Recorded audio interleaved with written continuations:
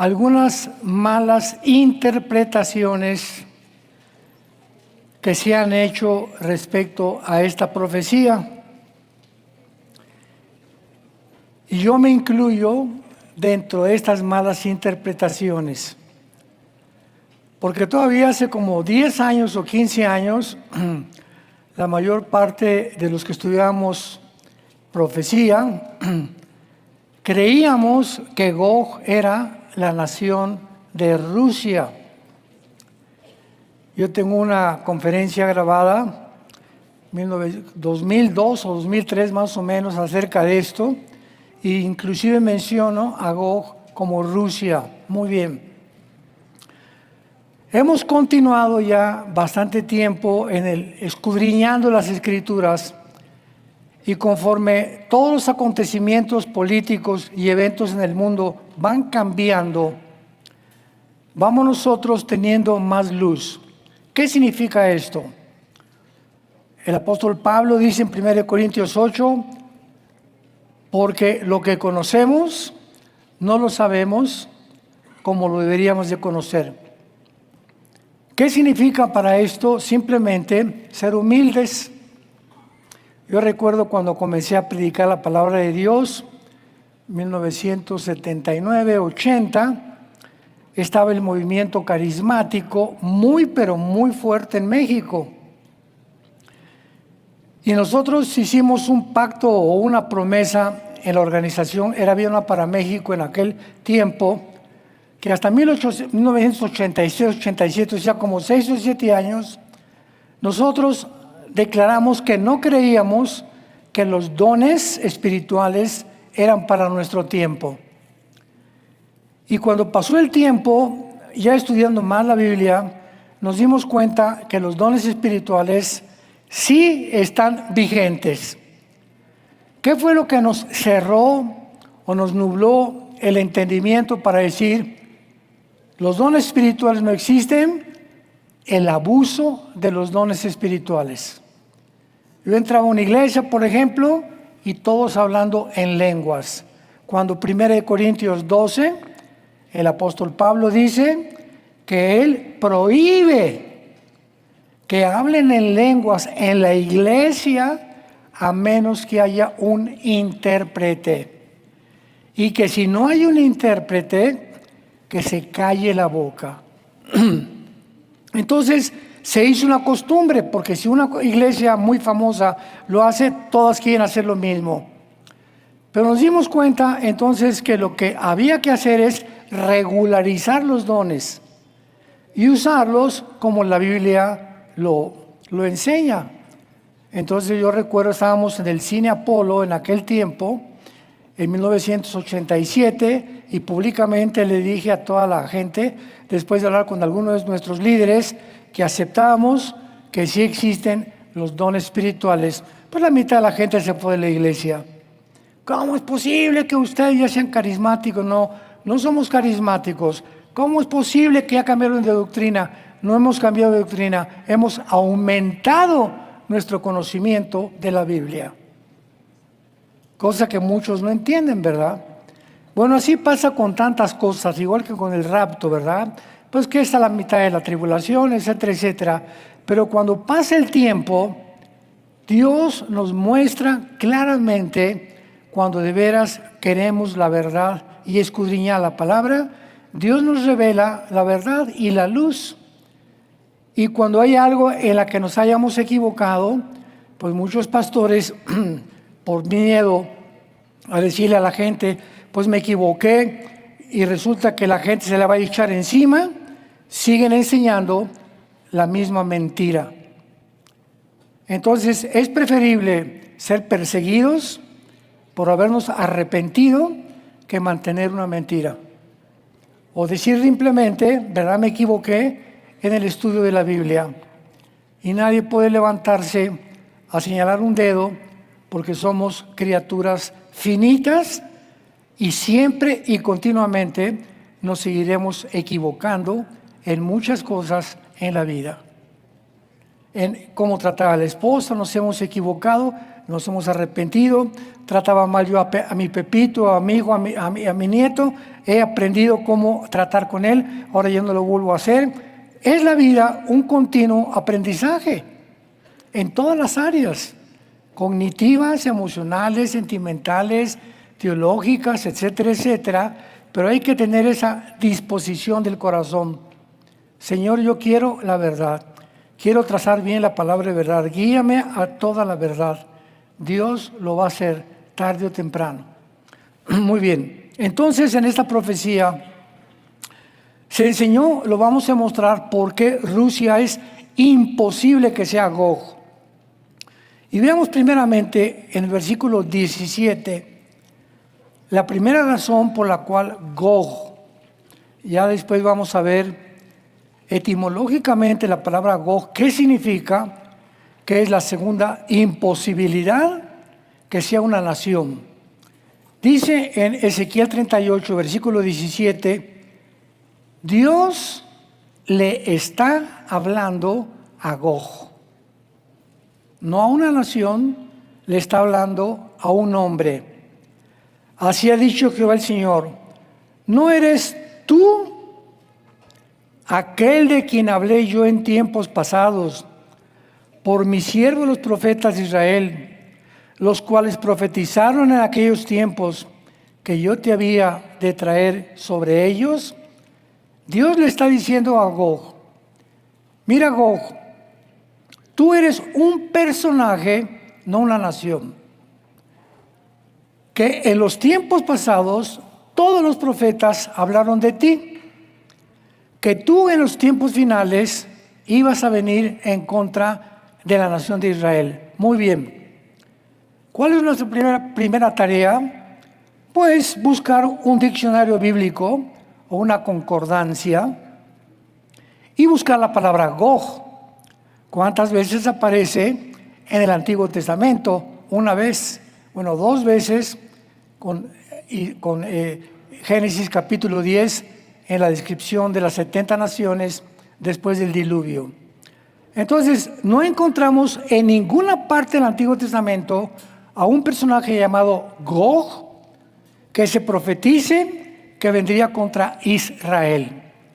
Al único que encontramos por medio de los profetas del Antiguo Testamento, a quien pueda Dios referirse es un personaje llamado el asirio. Vayamos a ver esto. Comencemos con Isaías capítulo 10. El asirio, que no es otro más que el mismo personaje del anticristo. Dice Isaías capítulo 10. Veamos algunos versículos, comenzando en el versículo 5, porque todo forma parte del mismo contexto. Oh Asiria, vara y báculo de mi furor, en su mano he puesto mi ira. Número 1, Dios está mencionando a una nación. Otras versiones de la Biblia dicen, oh Asirio, pero les damos crédito y vamos a seguir considerando que es la nación de Asiria, a la que Dios le está diciendo que se va a convertir en el báculo de su ira. Y la ira que Dios está hablando aquí es la ira de los tiempos finales, como lo vamos a ver en este contexto. Versículo 6. Le mandaré contra una nación pérfida, en este caso es Israel, y sobre el pueblo de mi ira le enviaré. Mi pueblo es Israel. Dios no ha tenido ningún otro pueblo en el Antiguo Testamento más que Israel, para que quite despojos, arrebate presa y lo ponga para ser hollado como lodo en las calles. Aunque él, ¿quién es él? El asirio, el jefe o el director o el caudillo o el comandante o el líder de la nación de Siria.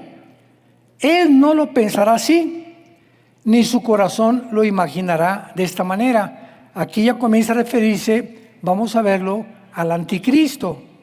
sino que su pensamiento será desarraigar y cortar pocas naciones, no pocas naciones. Nunca Seric, que fue uno de los reyes de Asiria, hizo eso. Nunca tampoco él pensó abarcar y derribar alrededor las naciones de su época. Entonces vamos poco a poco eliminando para irnos acercando y darnos cuenta de quién está hablando el Señor. Porque él dice, mis príncipes no son todos reyes. Sennacherib, el rey de Siria, nunca tuvo príncipes. No es calmo como Carquemis, Hamas, Arfad y Samaria como Damasco. ¿Cómo halló mi mano los reinos de los ídolos, siendo sus imágenes más que la de Jerusalén y de Samaria? ¿Cómo hice a Samaria y a sus ídolos? ¿No haré también así a Jerusalén y a sus ídolos? Aquí ya confirmamos, fuera de dudas, que está hablando que Israel es el centro de su enojo y que va a usar a una persona llamada el asirio en los últimos tiempos para atacar a Israel. ¿Cómo lo sabemos? El sello final es el versículo 12. Aquí ya no nos deja ningún lugar a especulación. Con mucho cuidado, leámoslo. Pero acontecerá que después que el Señor haya acabado su obra en el monte de Sión y en Jerusalén, pregunta, ¿ya acabó? Nunca Dios hasta la segunda venida de Cristo terminará su obra con la nación de Israel.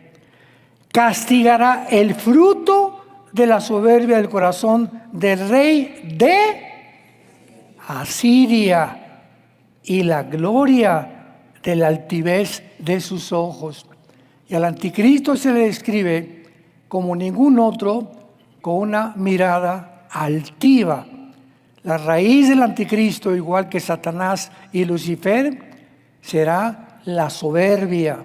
Un hombre completamente soberbio, altivo, enigmático, con odio por la nación de Israel.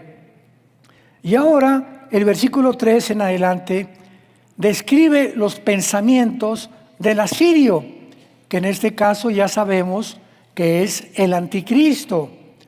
Porque dijo, con el poder de mi mano lo he hecho, y con mi sabiduría, porque he sido prudente, quité los territorios de los pueblos, saqué sus tesoros y derribé como valientes a los que estaban sentados. Esto nadie, ningún rey de Asiria anterior, se le pueden atribuir estas acciones ni estos hechos. Y halló mi mano como unido las riquezas de los pueblos, como se recogen los huevos abandonados, así me apoderé yo de toda la tierra. Nadie más que el anticristo hará esto. Y no hubo quien moviera ala, ni abriera boca y graznara. Versículo 24. Por tanto el Señor Jehová de los ejércitos dice así: pueblo mío, morador de Sión, no temas de Asiria. Con vara te herirá, contra ti alzará su palo a la manera de Egipto.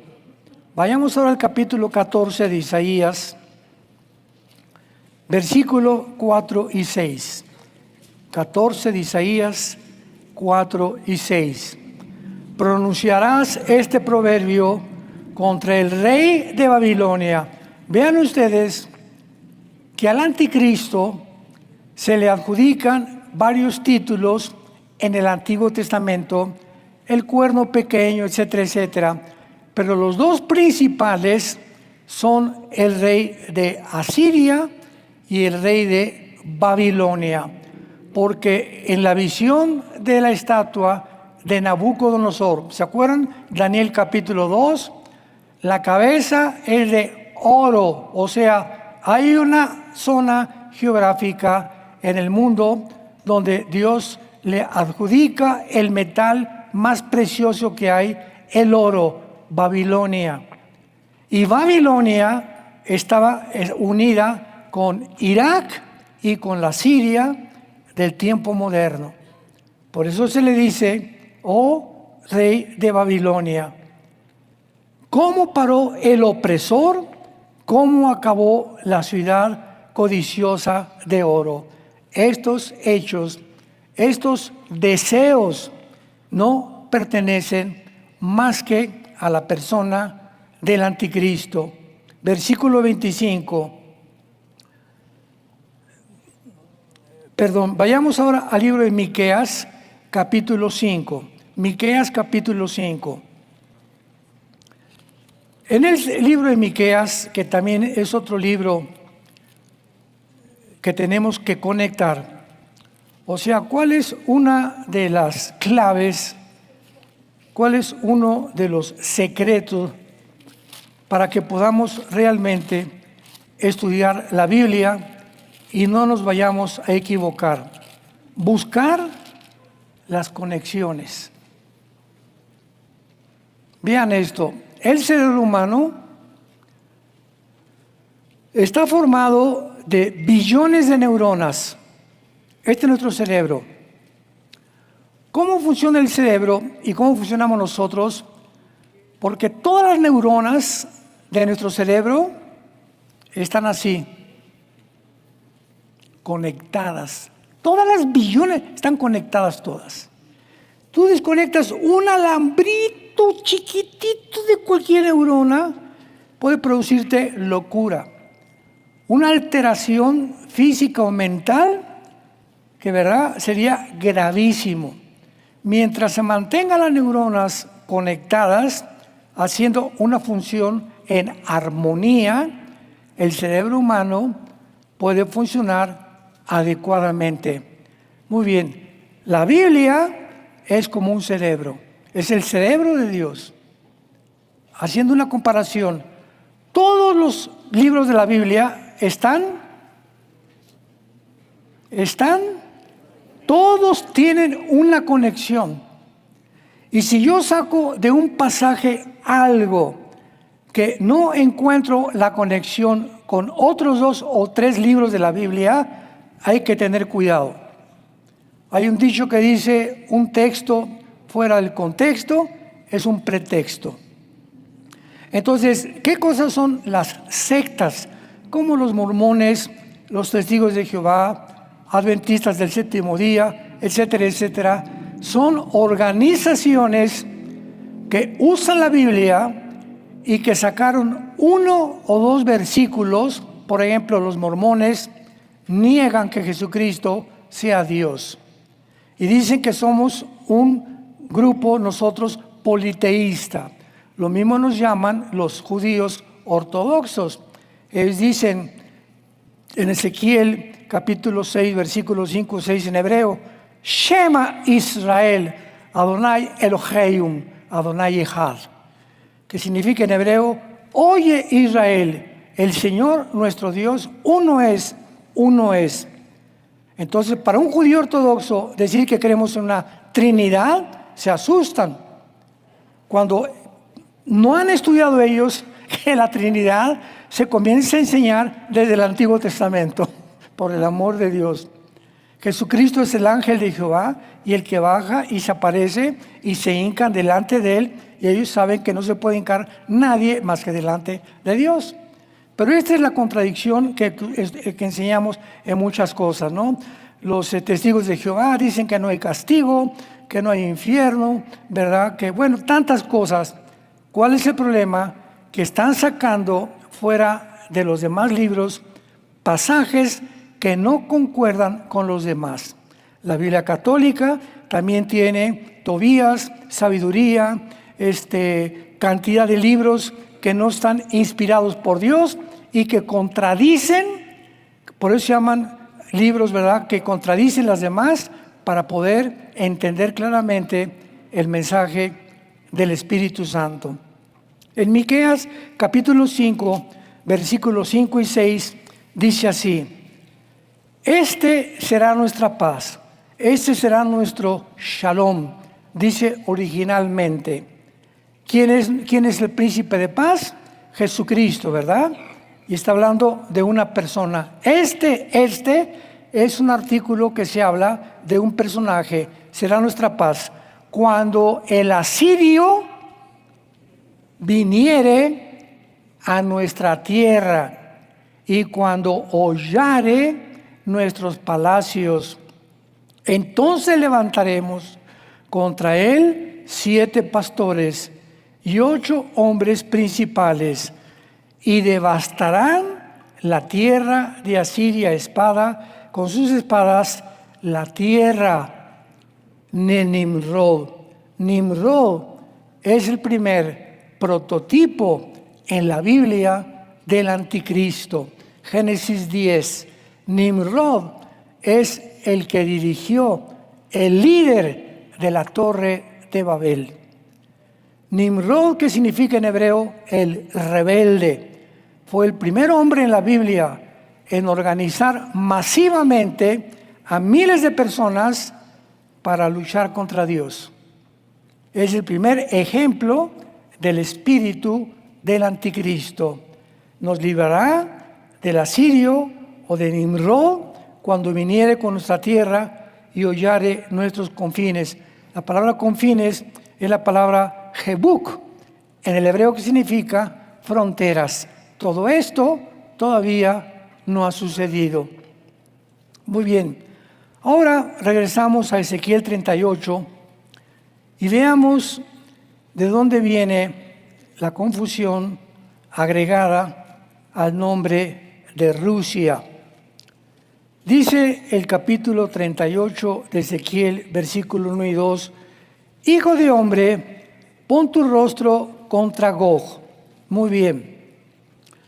La palabra Gog es una palabra que se refiere a un líder, una cabeza, un caudillo, un capitán, alguien que está al frente de un ejército, de una congregación o de lo que podamos nosotros llamar una organización militar o paramilitar. Entonces, mucha gente comenzó a confundir a Gog con lo que sigue en tierra de Magog, príncipe soberano de Mesec y de Tubal. La palabra príncipe soberano es la palabra Rosh. Y comenzaron, escuchen esto, a decir Rusia. O sea, el hecho que una palabra en hebreo tenga alguna similitud con alguna palabra en castellano o en otro idioma, no vamos a trazar una doctrina de esto. Ya vimos que Gog es un líder y Rosh es la palabra príncipe soberano, que es Rosh Nasi en el hebreo. De ahí viene la fiesta Rosh Hashanah. ¿Se acuerdan?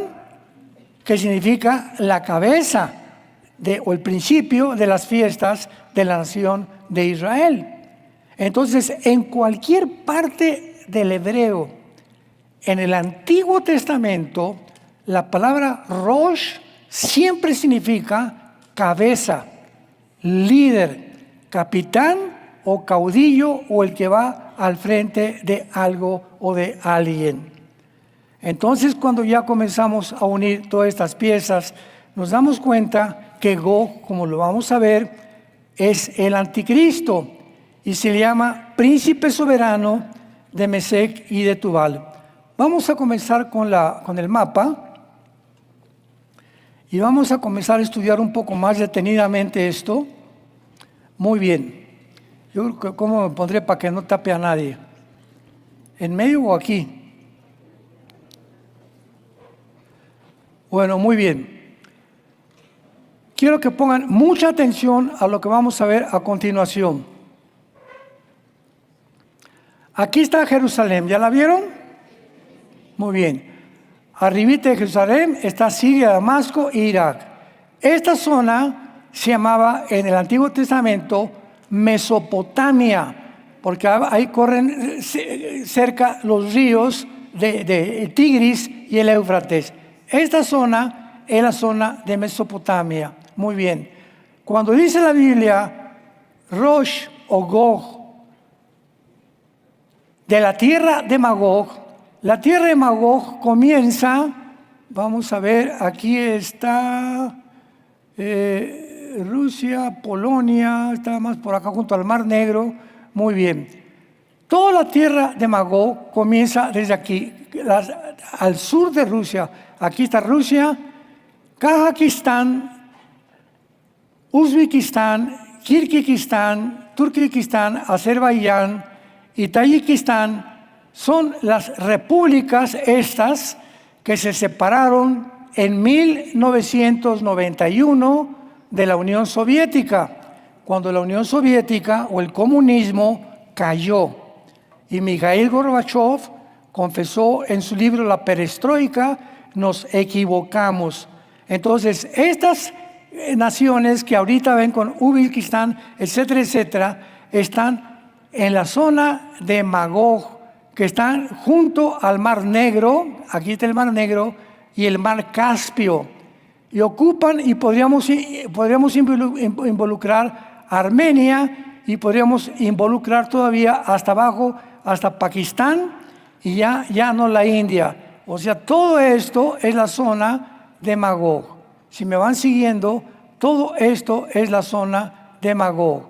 Entonces se nombra al anticristo, que todas estas naciones, y todas son musulmanas, actualmente es la tierra de Gog. ¿De quién? Del líder, o sea, del anticristo. Continuemos leyendo y regresemos al mapa en unos minutos. Profetiza contra él. Entonces, la palabra Rosh se usa más de 500 veces en la Biblia. Más de 500 veces en la Biblia, y siempre se refiere o se traduce cabeza, líder o jefe. Y en la misma palabra, repito, de Rosh Hashanah, el día o la cabeza principal del calendario hebreo o del año nuevo. Ahora, cuando nosotros vemos que príncipe soberano no tiene que ver nada con Rosh o con Rusia, muchos han enseñado que porque suena como Rusia, Rosh, entonces es Rusia la base para esta interpretación. Y por eso también dicen que porque viene del norte. Vean el versículo 6 de Ezequiel 38. Gomer y todas sus tropas, la casa de Togarma, de los confines del norte. Miren. Pues entonces es Rusia. No me quiten el mapa, déjenlo ahí. Muy bien, entonces estamos aquí con Israel, ¿verdad? Dice, de los confines del norte de Israel viene el ataque. Si nos vamos con una regla derechito hasta arriba, aquí está Moscú. Entonces, pues asumimos que si viene del norte, ¿verdad? Pues tiene que ser Rusia, porque al norte de Israel está Rusia. Bajo estas premisas se comenzó a desarrollar el argumento de que Rusia es Gog y que viene de Rusia el ataque contra Israel. Sin embargo, nos damos cuenta que arriba de Israel también está Siria y está Turquía. Entonces vamos a ver que del norte, y a lo que Dios se refiere, es que el ataque viene de Turquía y de Siria. Recuerden esto, el ataque principal va a estar planeado por Turquía y por Siria en contra de Israel. O sea que lo vamos a ver también. Mañana domingo voy a tener otro mensaje que se llama el anticristo asirio, para demostrar sin lugar a dudas ya que el anticristo será musulmán. El anticristo dirigirá este ataque, y el anticristo sale, de acuerdo a Daniel 8, de una de las 4 divisiones del imperio griego, que cuando Alejandro el Magno murió, se dividió Grecia en Turquía, en Egipto, en Macedonia y en Siria. Y claramente de Siria es la región claramente que el anticristo surge, y todo el capítulo 8 de Daniel se concentra el Espíritu Santo únicamente en el imperio griego de Alejandro el Magno, hablándonos al final que estas profecías se dividen. La primera parte del ataque del carnero contra el macho cabrío y ya sucedió en el pasado, pero de ahí en adelante el cuerno pequeño es el anticristo surgiendo de la nación de Siria. Bueno, me he adelantado bastante. Ahora muy bien. Entonces, dice Ezequiel 38, versículo 3, así ha dicho Jehová el Señor: yo estoy contra ti, oh Gog, príncipe soberano de Mesec y Tubal. Apunten en sus Biblias, Mesec y Tubal corresponden a Turquía moderna. A Turquía moderna, Mesec y Tubal. Muchos enseñan, ¿verdad?, que estos nombres pertenecen a Rusia, otra vez, basados en algunas traducciones bíblicas. Lo hacen porque también la palabra original hebreo para esto de Mesec y Tubal es Tobolsk y Tubal.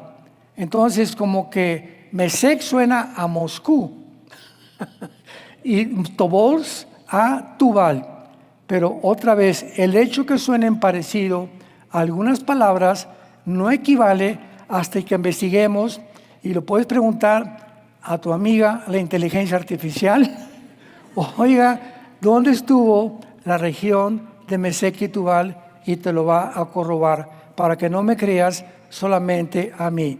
Entonces, Mesec y Tubal son mencionados también en Ezequiel 27, versículo 13, como comerciantes del Líbano, que aparece con el nombre de Tiro.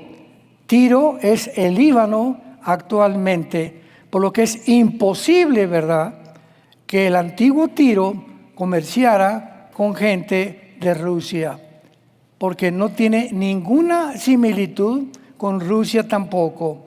Y un estudio mucho más cuidadoso de esto, de Mesec y Tubal, fueron el pueblo antiguo que principalmente moraron en el área, ya lo vimos, del Mar Negro y del Mar Caspio en tiempos de Ezequiel. Entonces, Mesec y Tubal son Turquía. Vamos a ver que los nombres que se mencionan aquí, casi 4 veces de zonas geográficas, se mencionan a Turquía.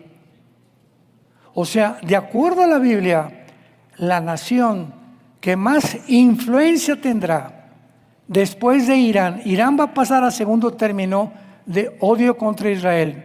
Ahorita la nación que sigue después de Irán, que tienen un odio jarocho, como decimos en México, en contra de Israel, es el presidente Recep Erdogan de Turquía. Y ha jurado y perjurado como Ahmadinejad, recuerdan en las Naciones Unidas, públicamente exterminemos a la nación de Israel. Pero hay un problema. Turquía pertenece actualmente a la OTAN, que es la OTAN, la Organización de los Países del Atlántico del Norte. Para los que no entiendan, la OTAN es el ejército de Europa, que se formó después de la Segunda Guerra Mundial para evitar que el comunismo, ¿verdad?, después de que Hitler comenzó a invadir Polonia y Francia, etcétera, etcétera. Entonces Rusia termina la Segunda Guerra Mundial y Rusia se junta aquí en el Reino Unido, en Londres. José Stalin, se va a Londres y ahí se junta con Winston Churchill y con el presidente de Estados Unidos. Y entonces hacen un pacto para que ya Europa, ¿verdad?, los rusos no se metan, porque ya que acabó la Segunda Guerra Mundial, José Stalin, el presidente de Rusia, dijo, pues ahora vamos a tratar de seguir avanzando y poder quedarnos con Europa también. pero ya se les había adelantado Hitler. Entonces Hitler se dio cuenta, ¿verdad?, que Rusia venía desde antes de que terminara la guerra para poder entrar a Alemania. Primero hizo un pacto Hitler con Stalin, después lo violó Hitler y mandó casi 1 millón de soldados cerca de Stalingrado, y antes de que llegaran a Moscú, el invierno impidió que los alemanes conquistaran Rusia en la Segunda Guerra Mundial. Fue el fracaso más grande que tuvieron los nazis, que murieron congelados completamente, no podían avanzar los tanques de guerra, vino una nieve impresionante, y después de la guerra, pues Stalin se quedó con el gusanito, pues ahora quiero conquistar Europa, ya que mataron a Hitler. Entonces, dándose cuenta, Churchill y el presidente de Estados Unidos, el de Canadá y de otras naciones, que tenían que hacer algo para que ya Rusia no siguiera haciendo lo que los nazis, formaron la OTAN. Y la OTAN es un ejército que iba a impedir que los rusos siguieran tomando Europa. Lo único que lograron los rusos hacer fue tomar Alemania. Y dividieron Alemania, ¿se acuerdan del muro de Berlín? En la Alemania Occidental y Alemania Oriental. Y hasta 1991, cuando cae el comunismo, desde 1947-48, es roto el muro cuando el presidente Ronald Reagan le grita a Gorbachev: derriben el muro. Y los alemanes supieron, y los rusos, que ya no tenían mucho dinero, que el presidente Reagan no andaba jugando. Derribaron el muro y entonces ya se unió Alemania, porque la habían dividido las familias a la mitad. Hagan de cuenta que dividen a México, los del norte y los del sur. Y los del norte jamás pueden entrar a los del sur, y ni los del sur al norte. Entonces la OTAN ha servido como un detente, como un muro para impedir que avancen los comunistas a Europa. Pero ¿qué pasó con el tiempo de Putin? Bueno, lo que pasó fue que, como tenían prohibido los rusos, ¿verdad?, de que ya no iban a avanzar acá, llega en Estados Unidos, bueno, aquí está Estados Unidos, del lado izquierdo, el presidente Biden, Joe Biden. Y entonces se acerca y se da cuenta que aquí, ¿verdad?, no aparece, pero por acá está Ucrania, que está casi junto al Mar Negro y junto a estas repúblicas, más o menos, aquí por Turquía, por ahí está Ucrania, que si agarraban Ucrania, dice el presidente Biden, y ponemos misiles ahí en Ucrania, estamos apuntando directamente a Moscú, que está por aquí Moscú. O sea, ponerle misiles apuntando a Moscú. Cuando Putin ve que comienza Biden a poner armas, a armar a los ucranianos, y que comienza la OTAN tiene sus bases aquí cerca de Grecia, y comienza la OTAN a avanzar y a tratar de poner otras naciones bajo el gobierno de la OTAN, Putin pone el grito en el cielo y dice: no, si siguen ustedes y nos ponen misiles aquí enfrente de Moscú, pues nos van a acabar. Y fue lo que pasó en el tiempo de 1960 con John Kennedy. ¿Se acuerdan ustedes lo que pasó con el presidente John Kennedy? Que los satélites detectaron que Fidel Castro puso misiles apuntando a Estados Unidos, 61-62. Le avisaron al presidente Kennedy: oye, ya hay misiles enfrente de Cuba apuntándonos a nosotros. Dijo Kennedy: esto no puede ser de ninguna manera. Entonces, en aquel tiempo, el ministro era Khrushchev, Nikolai Khrushchev, y le mandó un recado al presidente Kennedy y le dice: o saca los misiles o entramos a la Tercera Guerra Mundial. Desde la Segunda Guerra Mundial hasta ahorita, la única vez que hemos estado a punto de una tercera guerra mundial fue al principio de los 60. Y duró 2 semanas el conflicto y los argumentos, que lo sacas o no lo sacas, etcétera, etcétera. Hay películas respecto a esto. Finalmente Khrushchev acepta lo que dice Kennedy, se da cuenta que está en serio y sacan los misiles y los regresan a Rusia. De ahí en adelante, pues ya no sigo con la historia de lo que pasó en Cuba, que mandaron el Che Guevara a Bolivia, mataron el Che Guevara en Bolivia, y nunca pudo progresar el comunismo en Sudamérica hasta el siglo XXI como actualmente se encuentra. Entonces, qué importante es que Biden dijo, pues ahora vamos a hacer lo que hizo Rusia. Vamos a poner misiles en Ucrania apuntando a Rusia. Putin se da cuenta, oye, le dijeron, Nicolai, fíjate que ya está gente entrando de la OTAN, de Europa, del ejército de Europa, a Ucrania con misiles y con armas. ¿Qué hace Putin? Esta es la historia verdadera. Putin rodea a Rusia con 150,000 soldados para que no puedan entrar. Continúan enviando más y entonces Putin le declara la guerra a Ucrania y le dice a Zelensky, que es un payasito, ¿verdad?, que, bueno, sin ninguna personalidad, pagado completamente por Estados Unidos, porque Biden le mandaba $1,000,000 a la semana a Zelensky por todos los laboratorios químicos que tienen en Rusia produciendo fentanilo y produciendo drogas.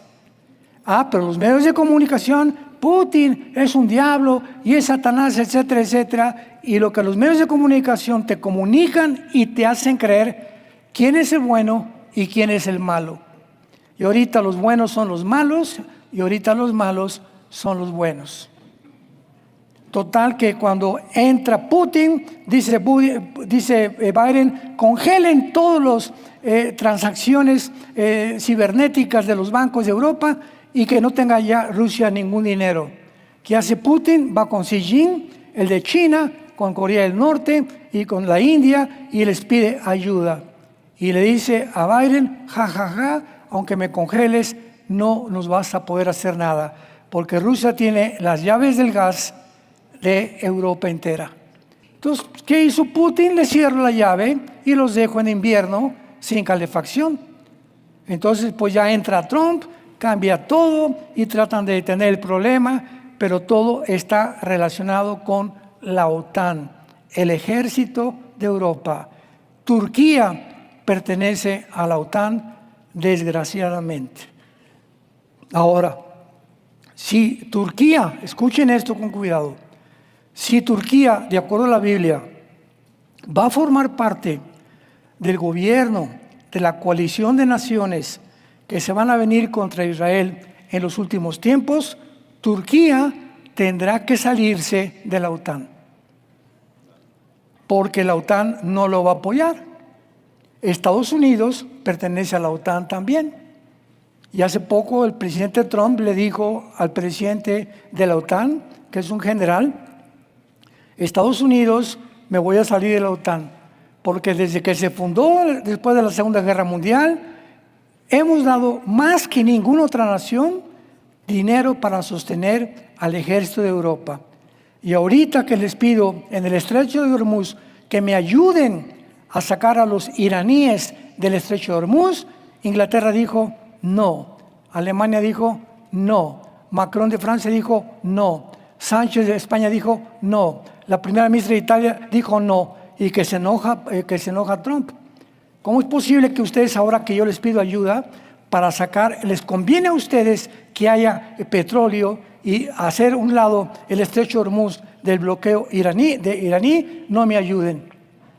Finalmente, hay un trato diplomático, el primer ministro de Inglaterra va con Trump, Macron comienza a cambiar de parecer, el de alemán también, y comienzan a aceptar que Trump tenía razón. Ahorita falta la de Italia, verá que es muy buena mujer, que es una mujer, la primer ministro de Italia, pero esta guerra que hay ahorita en Europa se está desarrollando con el conflicto en medio de la nación de Irán.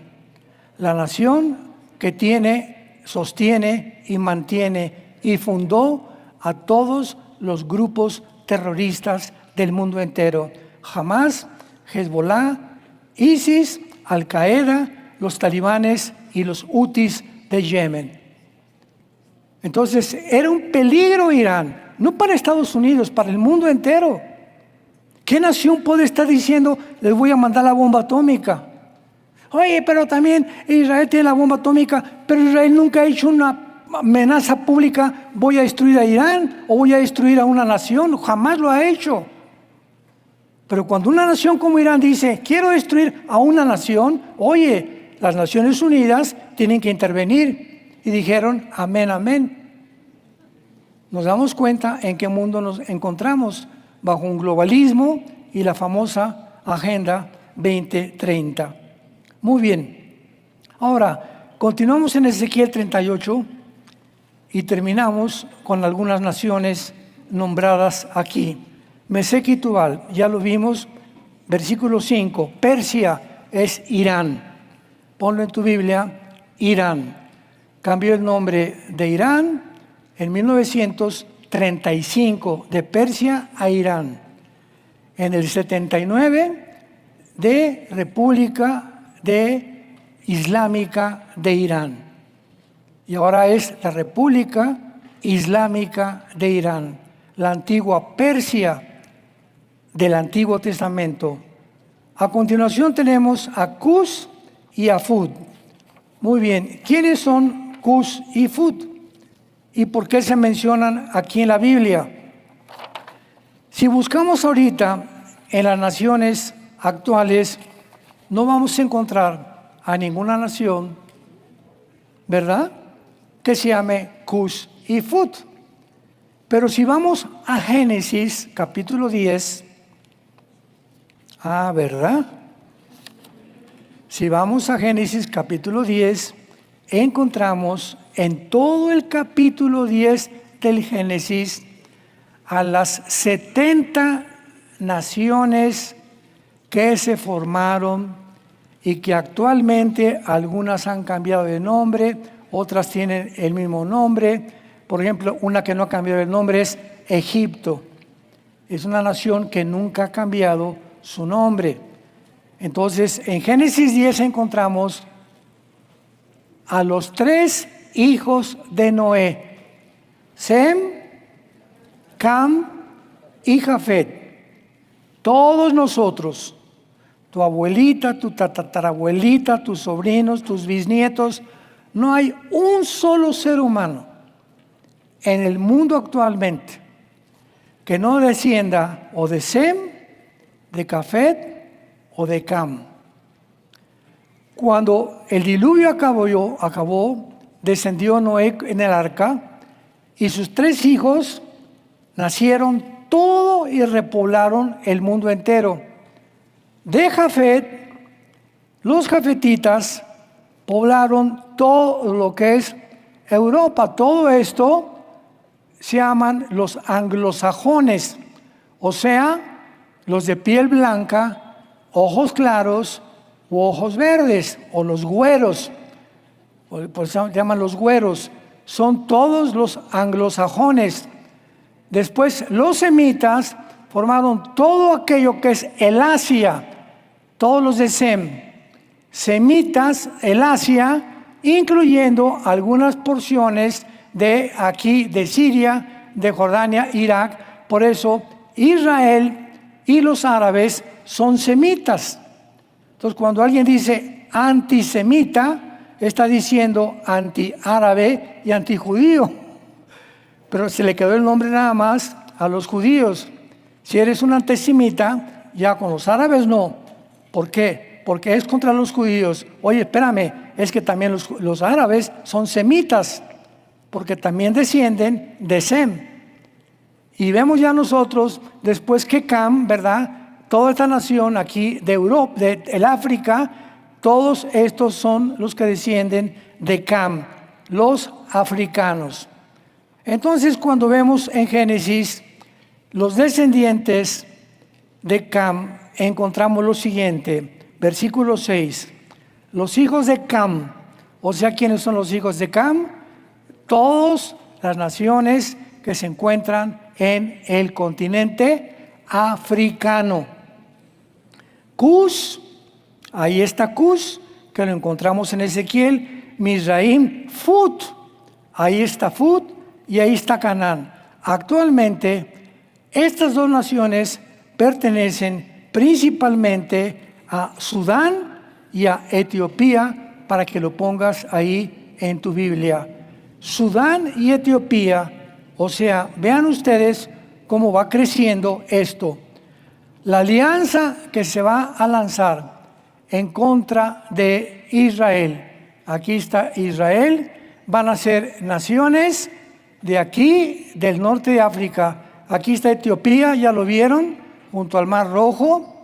Y también aquí encontramos a Sudán, que casi están juntas, Sudán y Etiopía. También Egipto, Libia, como lo vamos a ver más adelante, y posiblemente Marruecos, formen parte de la coalición de naciones africanas que se van a lanzar en contra de Israel.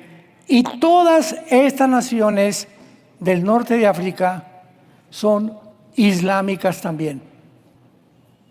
Todas, absolutamente, estas naciones son musulmanas también.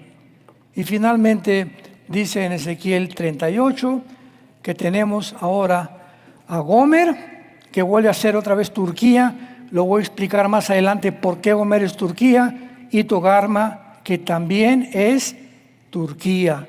Impresionante que 4 naciones o 5 naciones de las que se mencionan como líderes que van a organizar el ataque contra Israel, todas sean musulmanas, destacando principalmente Turquía. Pongamos ojo a Turquía en estos últimos tiempos. Erdogan no va a cesar de perseguir a Israel.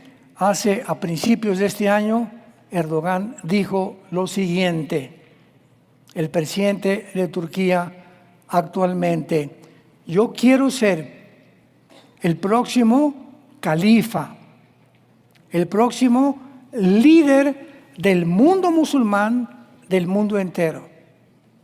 Quiero encabezar a 2.000 millones de musulmanes, yo quiero ser su jefe, que es lo que va a ser el Mahdi. Nada más que de acuerdo a la Biblia, discúlpame Erdogan, pero tú no eres el Mahdi. El Mahdi va a surgir entre Siria y entre Irak.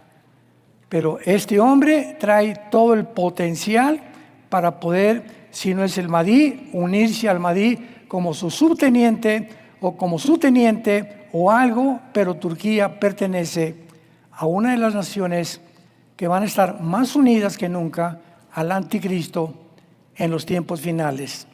Te damos gracias, Señor, por tu palabra en esta tarde. Lámpara es a nuestros pies tu palabra, lumbrera en nuestro camino. Enséñanos a trazar bien la palabra de verdad y poder ser guiados por tu Espíritu Santo, Señor, para que podamos edificar, exhortar y consolar a tu pueblo mediante tu palabra. Te damos gracias porque en ella somos exhortados, edificados, consolados, y a través de ella tenemos la vida eterna. Te pedimos, Señor, que nuestros oídos continúen siendo abiertos, nuestros corazones sensibles a la voz de tu Espíritu, para que podamos en este tiempo de tanta confusión tener paz y ser testimonio y testigos a nuestra familia, a nuestras amistades, a nuestro propio gobierno, de que Jesucristo resucitó de los muertos y que viene pronto para juzgar al mundo entero.